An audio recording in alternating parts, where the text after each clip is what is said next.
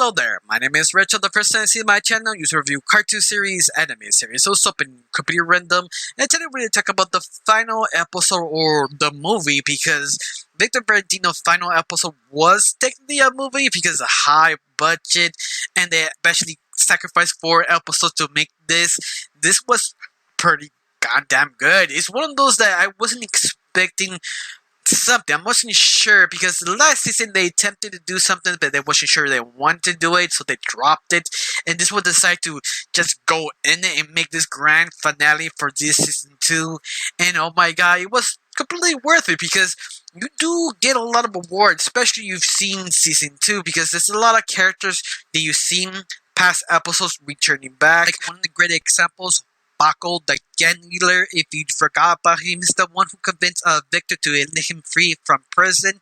You also have the actress who attempted to kill Valentino and take his own energy. Yeah, those characters reappear in the middle of the whole series. Oh, this movie, in other words.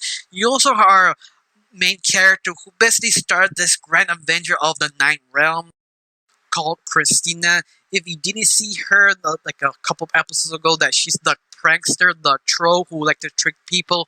Yeah, this is basically her journey. He just tagging along with Victor Valentino, but once again, because of Victor, who always been selfish and greedy, he kind of tricked her to miss her train to the Ninth Realms, and now she's trying to determine to go back to her safety, her family, because they left without knowing, and now she's panicking, trying to figure out how to go all the Ninth Realms.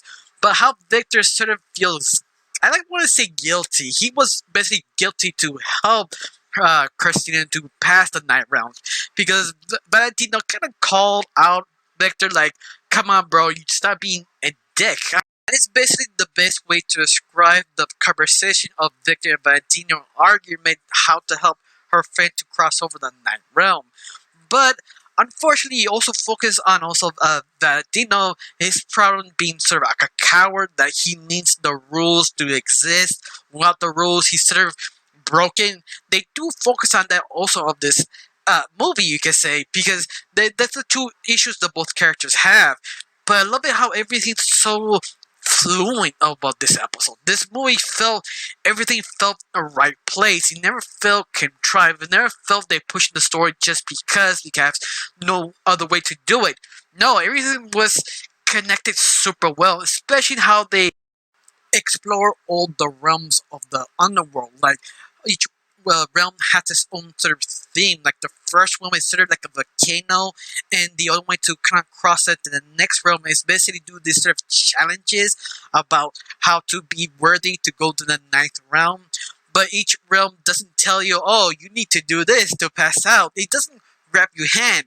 You just see the characters sort of figuring it out, trying to, let me see, this works? In other words, yeah, I like that because it feels super adventurous, very experimental, especially some of the worlds you get to see, like the mirror world, that you have to be careful looking at the mirrors. If not, the mirror creatures will grab you and drag you in.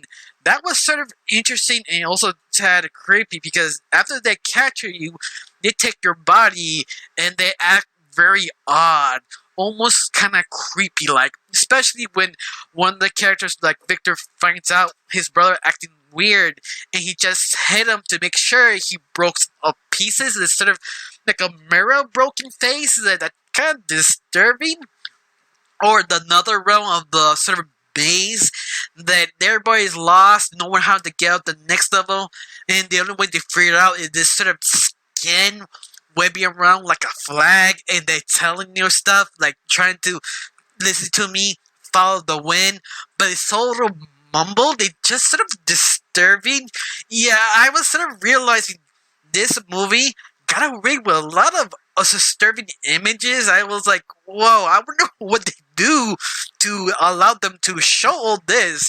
I don't know what trickery they did or what, but I have to applaud. It was very dark and menacing, but at the same time, very comedic. They always trying to make a couple of jokes just to kind of make you breathe a little bit.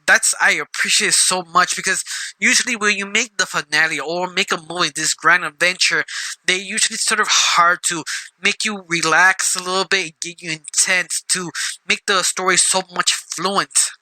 Now, the puzzle of each realm was super basic. I mean, the first couple of puzzles was pretty simple. Just slide the volcano and get to the island, or just trying to get off the this kind of cavern before the sides crush you. Once more, each realm are pretty simple puzzles, but the very end was sort of a game show. I was like, okay, completely random, but at the same time very comedic. I was like, oh, that's actually kind of funny. But I love it. The final challenge is the quiz about Victor and answering all the information about her best friend, who she is, how she is. And I love it. They sort of tricked him to the admit he's the one who basically screwed her over to leave her back in Earth, not following her family in their train, passing the good place, in other words. And you see Victor sort of scared what he said. He does feel guilty. At the same time, I feel that was sort of a fluke. That shouldn't work, but it does because how Victor is completely selfish. He never thinks through. He just does stuff. So it makes sort of sense because he did two things. One, realizing he's a horrible person to hurt his best friend, also losing the game, so then now the other's not allowed to pass the final level. So you see this sort of smart way of doing this storytelling kind of impressed me, but at the same time how he sort of redeemed himself to her best friend and the other people he sort of joined to cross over and sort of make him that choice, give him that choice. Okay, you won, you have two choices. One, you can actually go home, be safe with your grandmother, or sacrifice that choice and give it to your friends to be fine in peace. And all this time you focus on Victor being selfish, and he realizes sort of stop. Especially he decided to give that sort of chance to his friends to be in paradise. But I love that they have that sort of emotional moment with Victor and Christine. That you have this moment that they're actually really good friends. They know each other super well, but none of them really want to admit they actually are good friends. They're hard to say thank you. That's sort of kind of they both learning how to become more nicer, more kinder, but at the same time not admitting they're soft. We're all very rude or angry, tough people, but at the very end, they're just very soft, kind people. The only problem is none of them know how to say it right. It's more insult than anything else, but sort of kind of funny because they both know they can't say it correctly. Of course, I'm not 100% sure. Not a lot of people like Victor, especially he technically never apologized, at least the correct way. But once more, that's how Victor is. In fact, the only way he will apologize is he actually shows you, doesn't tell you. And that's why I like this special, because all this time it showed Victor how selfish, really, also a very nice, kind little boy who need a slap in the head once in a while, but at the very end, he does means well.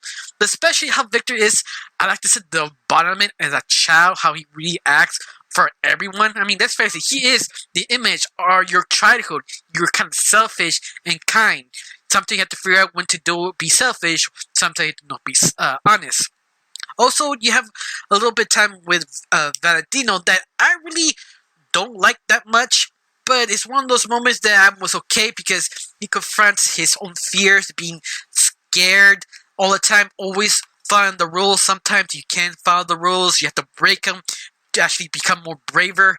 But I love it more that Victor Valentino showed their strengths and the weakness this final special. Like sometimes you need to become Victor, all the time you have to be like Valentino. And that's sort of the brotherly bond they need each other to survive. And that's just wonderful. Especially all the animation was really great. Now I have maybe one little complaint about this special is the green dog. If you don't know your lore of the stack or what this dog is, basically he's the Green Reaper for the dogs. This dog, especially the right hand of the Green Reaper, make more simple. It helps you cross the other side, whoever's lost. Yeah, that's basically what this character really is. I'm more surprised that nobody really explained this character. I'm just sort of surprised they never did. But all of that, I I actually enjoyed it super much. I enjoyed the story. I enjoyed the challenges. I enjoyed that sort of development of Victor Valentino. Well, I got really nothing else to say. Just one question: do you like this final special? You think this is a movie? Tell me down below. Let me know. I got really nothing else to say. Just thanks for watching. Don't forget to subscribe and have a wonderful day. Bye.